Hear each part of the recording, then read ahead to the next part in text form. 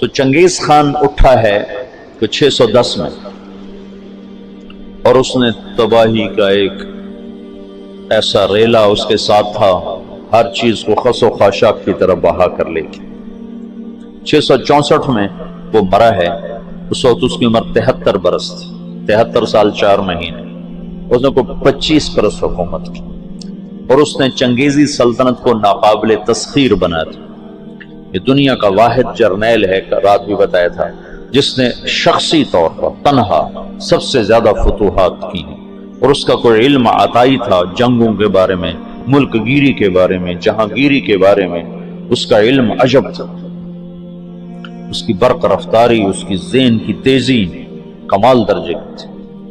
قبائل کو ایسے اس نے جوڑ دیا تھا،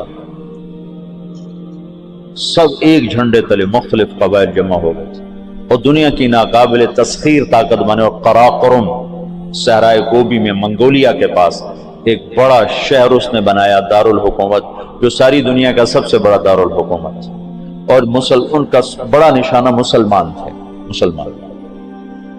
کہ مسلمانوں سے زیادتی ہوئی تھی، جس کے بدلے میں چنگیز خان نے ان پر حملہ کیا تھا۔ چنگیز خان کے مرنے پر اس کی سلطنت، اس کے 4 بیٹے تھے۔ بڑا جوجی تھا، جوجی کے بارے میں اسے شک تھا کہ یہ میرا بیٹا نہیں، کہ اس کی جب یہ چھوٹا سردار تھا تو اس نے بڑی شکستیں کھائیں، حتیٰ کہ اس کی بیوی اغوا ہو گئی۔ جب وہ واپس آئی تو حاملہ تھی، لیکن اس نے بورتائی خاتون اس کا نام تھا، اس نے ہمیشہ اس کو عزت دی اور اس بیٹے کو اپنا ہی بیٹا سمجھا، اس کا نام جوجی۔ 3 بیٹے اس کے سامنے پیدا ہوئے، اغدائی، چغتائی اور طولوئی۔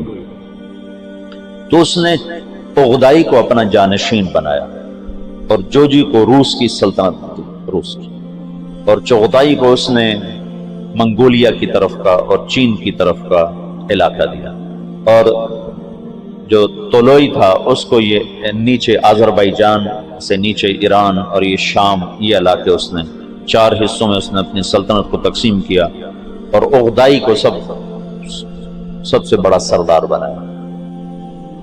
اغدائی کے دور میں فتوحات کا رخ مسلمانوں سے ہٹ کے یورپ کی طرف چلا گیا، تو ان کا ایک سالار تھا سوگدائی بہادر سوگدائی، وہ پولینڈ تک پہنچا، پولینڈ تک، لیکن اس میں کوئی ایسی سلطنتیں تھیں نہیں، ایسی چرواہے سے بیچارے غریب لوگ، تو وہ پولینڈ تک اس نے چنگیزی سلطنت کو پھیلا دیا۔ اب یہ وہ ہاتھی ہے جس کے سامنے ساری دنیا کے بادشاہ چیونٹی اور چوہے کی طرح، انہیں میدان جنگ میں ہرانے کی کوئی شکل نہیں۔ تو اسلام کی شکل یوں تھا کہ اب بجھا، لیکن اللہ نے دین کو باقی رکھنا ہے تو انسانوں کو بھی باقی رکھنا ہے جو مسلمان کہلائیں۔ جب اغدائی مرا ہے تو اس کا بیٹا تھا کویوک، وہ حکمران بنا، وہ بہت رحم دل تھا، اس نے جنگیں روک دیں اور مسلمانوں کو اپنی سلطنت میں شامل کیا، تو اس کی وجہ سے ساری تاتاری سلطنتوں میں مسلمانوں کے بارے میں نرم گوشہ پیدا ہو۔ اب نامعلوم تاریخ کے گمنام سپاہی ہیں جو اتنے غیر معلوم ہیں، اتنے نامعلوم ہیں کہ کسی تاریخ میں ان کا نام تک درج نہیں، ان کی جگہ درج نہیں، جنہوں نے تاتاریوں کو دعوت دینا شروع کی۔ خونخوار قوم ہے، اور تاتاری غریب مسلمانوں کی دعوت سے اسلام قبول کرنا شروع ہو گئے۔ یہ تاریخ کا حیرت ناک واقعہ ہے۔ غیر مسلم مورخین بھی اور مسلم مورخین بھی جب یہاں پہنچتے ہیں تو وہ حیران ہوتے ہیں کہ کیسے ایک فاتح قوم نے مفتوح قوم کا مذہب کیسے قبول کر لیا۔ ہندوستان میں کوئی عیسائی نہیں تھا، آج کروڑوں ہیں، کہاں سے آئے؟ انگریزوں نے دعوت۔ اندلس سے سارے مسلمان مٹ گئے، سب عیسائی ہو گئے، کیسے؟ طاقت عیسائیوں کے ہاتھ میں۔ تو یہ ایک عجب واقعہ ہو رہا ہے کہ طاقت جن کے ہاتھ میں ہے وہ اسلام کے سب سے بڑے دشمن ہیں، اور اسلام اور مسلمان ان کے لیے سب سے مبغوض چیز ہے، اور پھر وہ انہی کا کلمہ پڑھتے جا رہے ہیں۔ یہ 7ویں صدی میں ہو چکا ہے۔ آج کا چنگیز کسی اور شکل میں ہے، کسی اور نام کے ساتھ ہے، آج کا ہلاکو کسی اور شکل میں ہے، کسی اور نام کے ساتھ ہے، لیکن آج بھی وہی ہوگا جو 7ویں صدی میں ہو چکا ہے۔ ہم ان کو سیاسی میدان میں، جنگی میدان میں شکست نہیں دے سکتے۔ تو وہ سائنس ٹیکنالوجی میں وہاں پہنچ چکے ہیں جہاں ہم اور جنم لے کر بھی نہیں پہنچ سکتے، لیکن ایک راستہ ہمارے پاس پڑا ہے، ہم ان کو دعوت دیں۔ اس وقت فرانس میں اوسط 5 سے 6 گورے روزانہ مسلمان ہو رہے ہیں، اوسطاً 5 سے 6 گورے روزانہ مسلمان، اور فرانس یورپ میں سب سے زیادہ اسلام قبول کرنے والا ملک بن چکا ہے، اور اس کے بعد اٹلی سب سے زیادہ تیزی کے ساتھ اسلام میں آ رہا ہے، تو پوری دنیا میں امریکہ میں سب سے زیادہ اسلام پھیل رہا ہے۔ دعوت ایسی چیز ہے جو چیونٹی سے ہاتھی کو مروا دیتی۔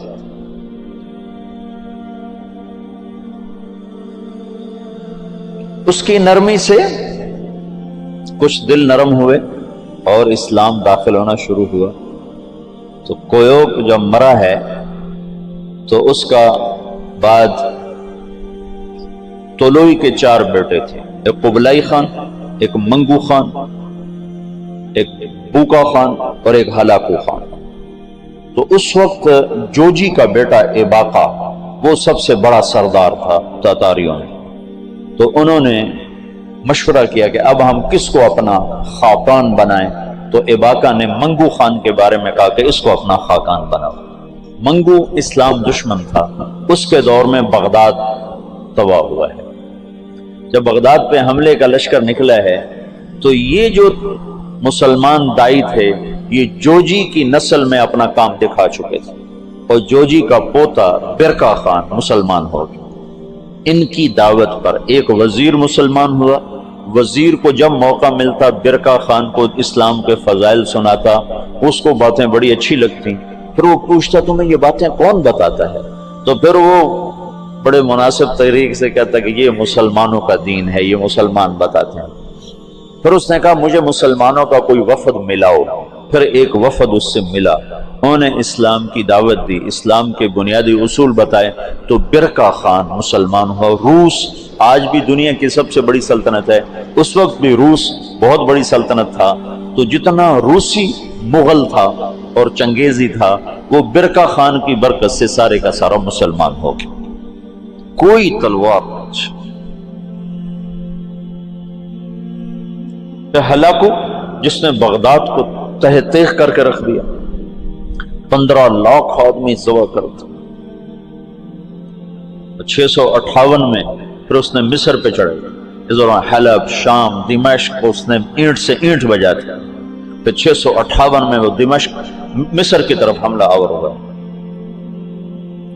تو مصر پر اور ہندوستان پر، حالانکہ یہ دونوں ملک کے لوگ کو اتنے دلیر نہیں تھے جتنے کہ شام، عراق، یہ جو جنگجو قومیں تو یہاں تھی، عرب، اور مصر تو مخلوط قوم تھی، ہندوستان مخلوط قومیں تھیں، لیکن کوئی اللہ کی قدرت ہے، نہ ہندوستان پہ مغل حاوی ہو سکے نہ مصر پہ حاوی ہو سکے، دونوں جگہ ہندوستان والوں نے تو طاقت سے، اور اللہ کی مدد تو دونوں کے ساتھ تھی، اور مصر والوں نے سیاست سے۔ 658 میں ہلاکو خان نے مصر پہ حملے کے لیے فوج نکالی تو اس کا بھائی منگو خان مر گیا۔ منگو کے مرنے پر یہ قانون تھا کہ جو تاتاری جہاں پر ہے، جب خاقان اعظم مر جائے تو سب قراقرم پہنچیں تاکہ اگلے خان کا انتخاب کیا جا سکے، اگلے خاقان کا انتخاب کیا جا سکے۔ تو وہ وہاں سے نکلا، تو اس کی بیوی تھی وہ عیسائی ہو چکی تھی دوقوزہ، اور اس کا سالار تھا کتبوغا، وہ بھی عیسائی ہو چکا تھا۔ وہ مسلمانوں پر بہت ظلم اٹھاتے تھے، بہت ظلم اٹھاتے تھے، اور ان دونوں نے بڑی کوشش کی کہ ہلاکو خان عیسائی ہو جائے، لیکن وہ عیسائی نہیں ہوا۔ تو انہوں نے اس کی منت کی کہ تم واپس نہ جاؤ، مصر کو فتح کر لو، وہ تو مر گیا، اب تو پہنچ بھی نہیں سکتے ہیں، تو تم بعد میں جانا، پہلے مصر فتح کرو۔ اس نے کہا نہیں، یہ چنگیز خان کا قانون ہے، میں اسے پورا کروں۔ اور اس نے ایک لشکر کا حصہ شام میں چھوڑا، فلسطین میں، اور 2 حصے لے کر وہ واپس چلا گیا قراقرم کی طرف۔ تو اس موقع سے فائدہ اٹھا کر مصر والوں نے خود حملہ کر دیا۔ تو عین جالوت پر 658 میں رمضان میں یہ جنگ لڑی گئی، اور 40 سال کے بعد مسلمانوں کو پہلی فتح نصیب ہوئی۔ اور اس میں قطبوغا گرفتار ہوا، تو وہاں مصر میں اس کو ٹکڑے ٹکڑے کر کے ختم کیا گیا، پر وہ ایسا کم وقت تھا کہ بوٹی بوٹی ہو گئے، پر اس نے سی نہیں کی، اف نہیں کی۔ انہوں نے کہا کیا تاتاری عورتوں نے بچے جننے بند کر دیے جو میرا کوئی بدلہ نہ لے گا؟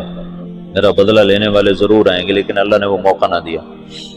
برقع خان ایمان لا چکا ہے۔ جب ہلاکو چلا ہے، وہ قراقرم کے قرولتائی اس کو کہتے تھے، قرولتائی کانفرنس، اس کانفرنس کے لیے چلا ہے، تو اس وقت قبلائی تو لوئی کے 4 بیٹے تھے، تو منگو بنا تھا، تو منگو کی جگہ بوکا خان موجود تھا قراقرم میں، وہ خود ہی خاقان بن گیا۔ تو قبلائی کو پتہ چلا، تو وہ پھر فوج لے کر آیا، اور اس نے اپنے بھائی کے ساتھ پہلی دفعہ تاتاری آپس میں لڑنا شروع ہوئے، اور ان کی ہیبت میں کمی آئی، اور قبلائی خان نے بوکا کو شکست دی اور قراقرم پہ قبضہ کیا۔